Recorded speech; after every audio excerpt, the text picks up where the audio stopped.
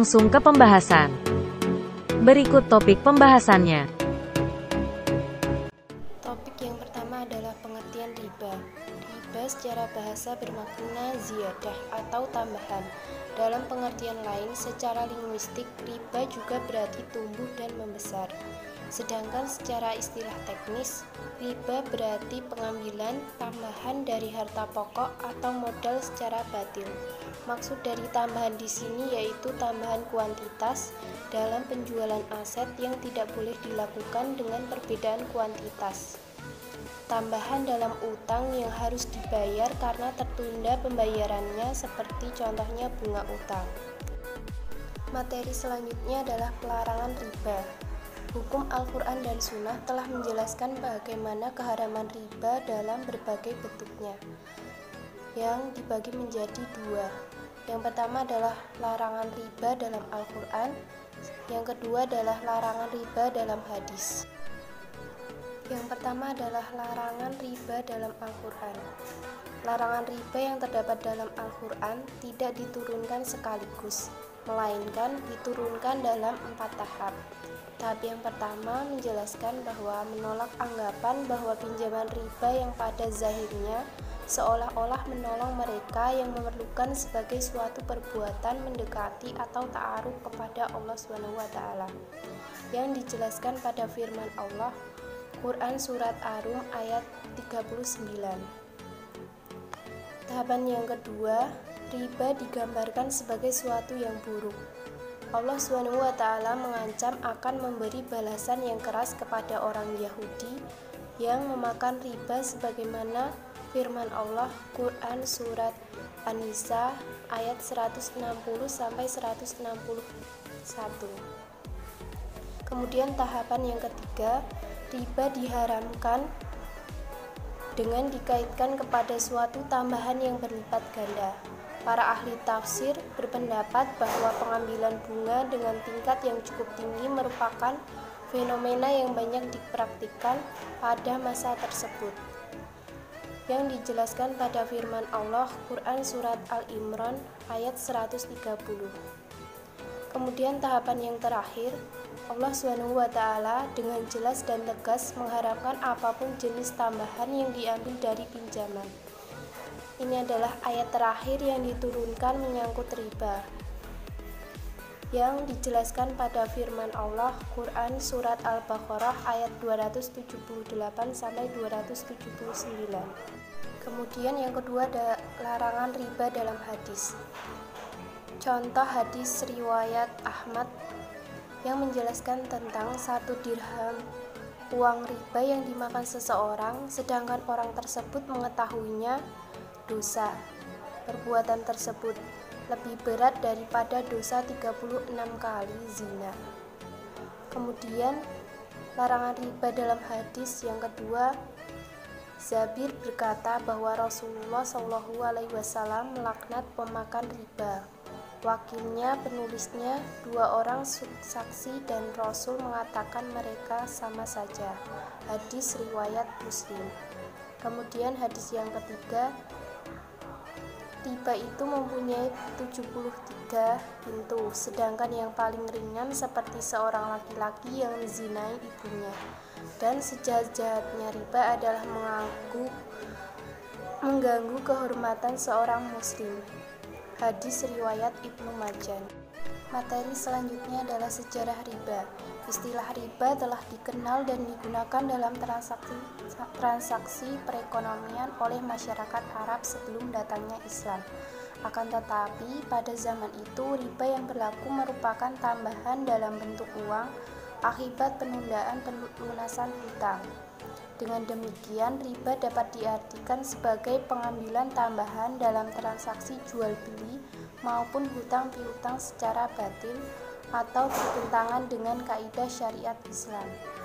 Riba tidak hanya dikenal dalam Islam saja, tetapi dalam agama lain atau non-Islam, riba telah dikenal dan juga pelarangan atas perbuatan pengambilan riba. Bahkan pelarangan riba telah ada sejak sebelum Islam datang. Sebenarnya, Praktek riba ini sudah ada sebelum Islam datang dan agama di luar Islam tetap melarangnya walaupun kegiatan riba itu sangat populer di masyarakat.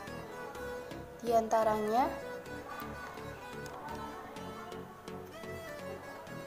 yang pertama masa Yunani kuno, yang kedua masa Romawi, yang ketiga menurut agama Yahudi, yang keempat menurut agama Nasrani. Masa Yunani kuno. Bangsa Yunani kuno mempunyai peradaban tinggi, peminjaman uang dengan memungut bunga dilarang keras. Ini tergambar pada beberapa pernyataan Aristoteles yang sangat membenci pembungaan uang. Kemudian yang kedua masa Romawi. Kerajaan Romawi melarang setiap jenis pemungutan bunga atas uang dengan menggandakan peraturan-peraturan keras guna membatasi besarnya suku bunga melalui undang-undang. Kerajaan Romawi adalah kerajaan pertama yang menerapkan peraturannya guna melindungi para pemimpin. Kemudian yang ketiga menurut agama Yahudi. Bangsa Yahudi terkenal memakan riba dari pihak selain kaumnya. Berkaitan dengan kezaliman kaum Yahudi inilah Allah dalam Al-Quran surat An-Nisa ayat 160-161 secara tegas menyatakan bahwa perbuatan kaum Yahudi ini adalah riba, yaitu memakan harta orang lain dengan jalan batil, dan Allah akan menyiksa mereka dengan siksaan yang pedih. Kemudian yang keempat, menurut agama Nasrani. Berbeda halnya dengan orang Yahudi, umat Nasrani memandang riba haram dilakukan bagi semua orang, tidak terkecuali siapa orang tersebut dan dari agama apapun, baik dari kalangan Nasrani sendiri ataupun non-Nasrani. Menurut mereka atau tokoh-tokoh Nasrani dalam Perjanjian Lama kitab Deuteronomi. Macam-macam riba ada 4. Yang pertama yaitu riba fadl, yang kedua yaitu riba yad, yang ketiga riba nasyah, dan yang keempat itu riba jahiliyah. Yang pertama, riba fadl. Riba fadl merupakan pertukaran antara barang sejenis dengan kadar atau dosis yang berbeda, sementara barang yang dipertukarkan tersebut termasuk dalam jenis barang atau komoditi ribawi.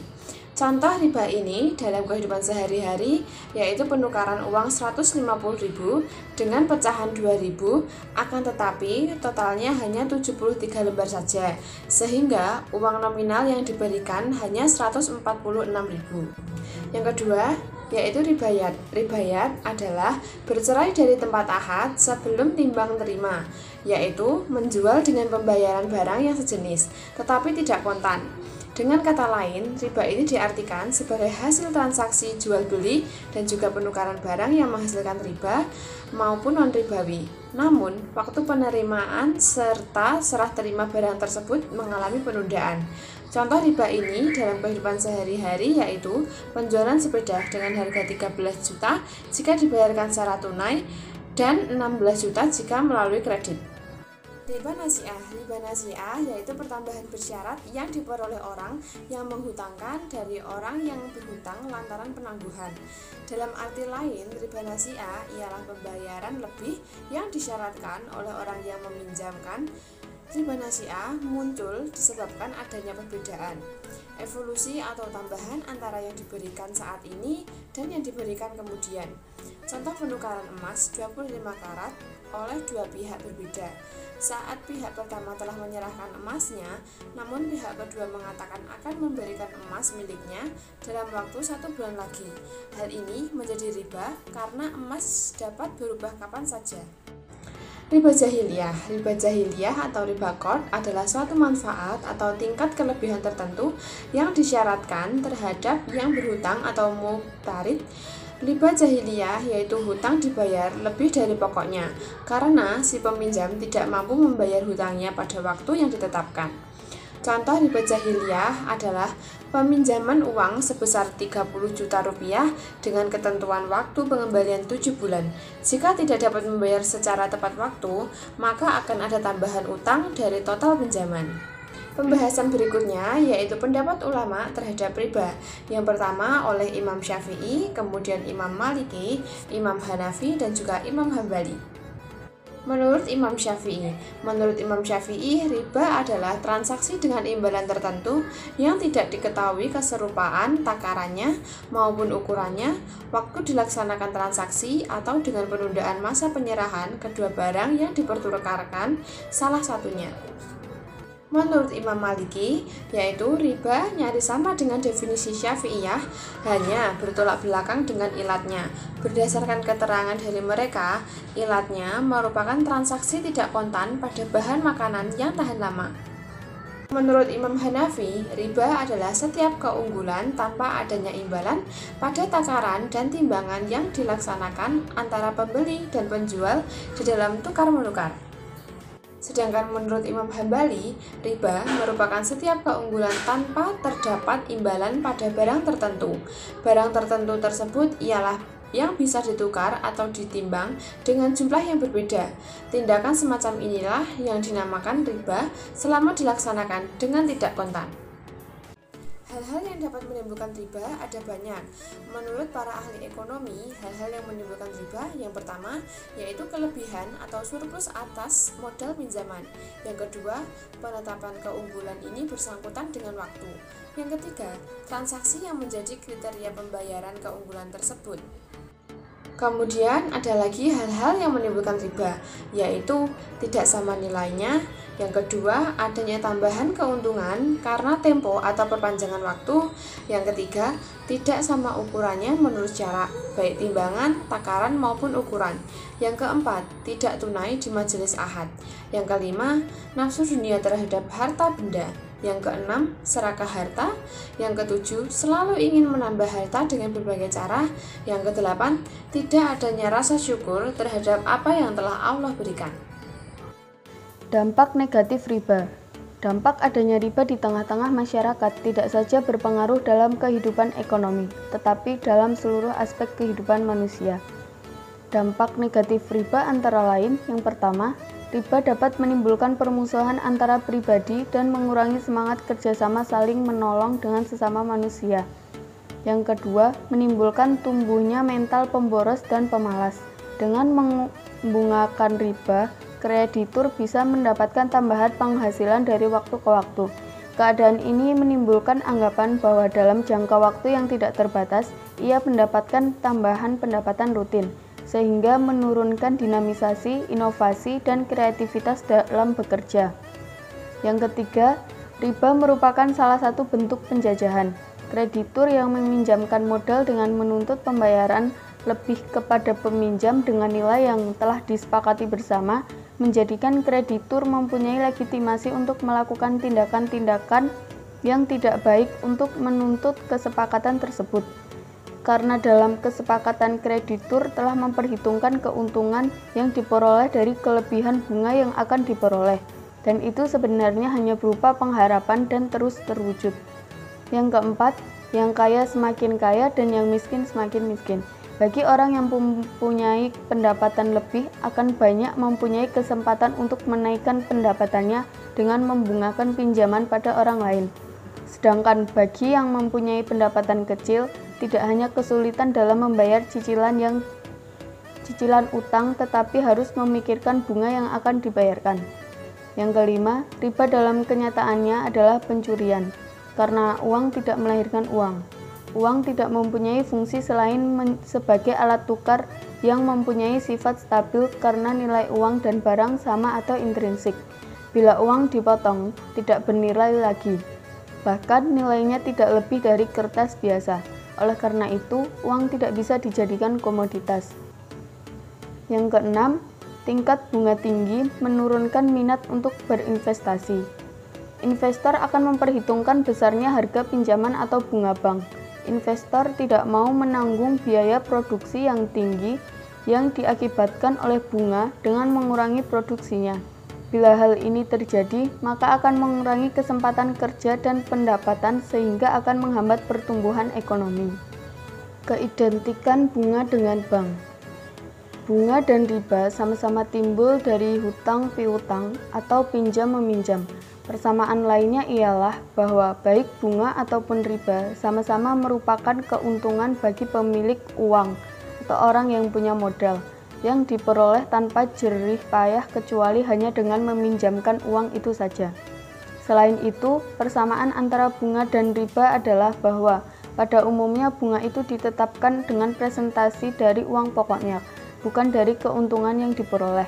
Oleh karena itu, pinjam-meminjam uang atau hutang piutang dapat dipandang sebagai suatu pokok pangkal bagi timbulnya bunga dan riba. Riba bank atau bunga bank termasuk dalam riba nasiah, baik sedikit maupun banyak. Hal itu karena pekerjaan asli bank adalah meminjam atau memberikan pinjaman. Alasan pembenaran pengambilan riba. Banyak pendapat mengenai bunga. Para ahli pendukung doktrin bunga pun berbeda pandangan soal alasan untuk apa bunga harus dibayarkan. Di antara alasan yang dikemukakan untuk pembenaran pengambilan bunga adalah alasan abstinence.